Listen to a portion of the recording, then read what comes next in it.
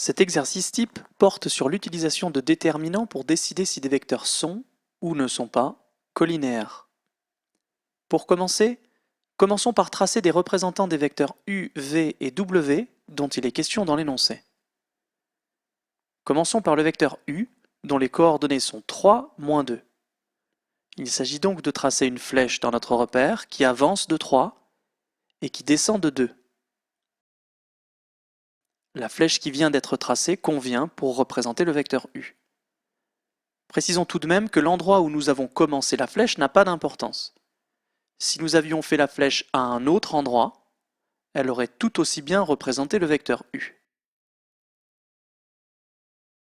Le vecteur v ayant pour coordonnées 5, 7, on le représentera avec une flèche qui avance de 5 et qui monte de 7.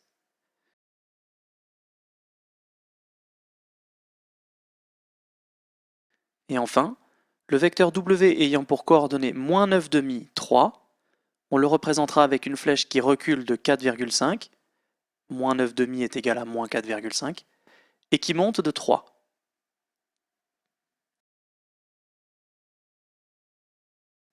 Avant d'utiliser des déterminants pour répondre aux questions avec des calculs, on peut voir que les vecteurs u et v ne sont clairement pas collinéaires, car ces droites ne sont clairement pas parallèles. Les vecteurs u et w par contre ont l'air d'être collinéaires, car ces droites ont l'air d'être parallèles. Pour montrer dans la première question que les vecteurs u et v ne sont pas collinéaires, on peut simplement calculer leur déterminant et montrer qu'il n'est pas égal à 0. On note les coordonnées des vecteurs dans une sorte de petit tableau de nombres pour mieux visualiser les calculs qu'il faut faire. 3 et moins 2 correspondent aux coordonnées du vecteur u, et 5 et 7 à celles du vecteur v. Le déterminant de u et v est donc égal à 3 fois 7 moins 2 fois 5, qui vaut 21 plus 10, et donc finalement 31. Dans cet exercice, peu importe la valeur du déterminant. Ce qui nous intéresse, c'est de savoir s'il est égal à 0 ou pas. Ici, le déterminant n'est pas égal à 0, et donc les vecteurs u et v ne sont pas collinéaires. Dans la deuxième question, il s'agit de montrer cette fois que les vecteurs u et w sont collinéaires. Pour cela, on va de nouveau calculer leur déterminant et montrer que cette fois, il est bien égal à 0. Les coordonnées des vecteurs u et w sont 3, moins 2 et moins 9,5, 3. Le déterminant est donc égal à 3 fois 3, moins 2 fois moins 9,5, qui est égal à 9 moins 9. Moins 2 fois moins 9,5 est égal à 9. Et comme 9 moins 9 est égal à 0, le déterminant des vecteurs u et w est égal à 0, et donc les deux vecteurs u et w sont collinéaires.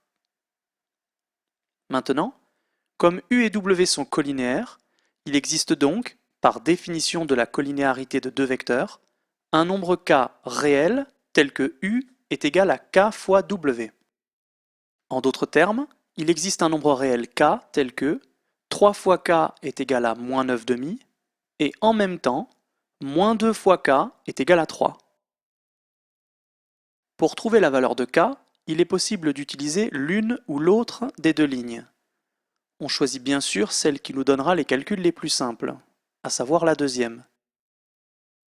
On en tire que k doit valoir moins 3,5. On peut également vérifier que le nombre moins 3,5 fonctionne bien pour la première ligne. 3 fois moins 3,5 est bien égal à moins 9,5. Donc u est égal à moins 3,5 de w, et par conséquent, w est égal à moins 2 tiers de u.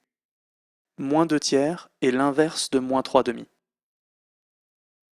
Dans la troisième question, on nous demande cette fois de faire en sorte que les vecteurs u et z soient collinéaires. Il faut donc que l'on choisisse x pour que le déterminant des vecteurs u et z soit égal à 0. Le déterminant de u et z est égal à 3 fois x moins 2 fois moins 6, qui est égal à 3x moins 12. On résout donc 3x moins 12 égale 0 pour trouver la valeur de x pour laquelle le déterminant vaut 0. On trouve donc x égale 4, et il faut donc que le vecteur z ait pour coordonnées -6, 4.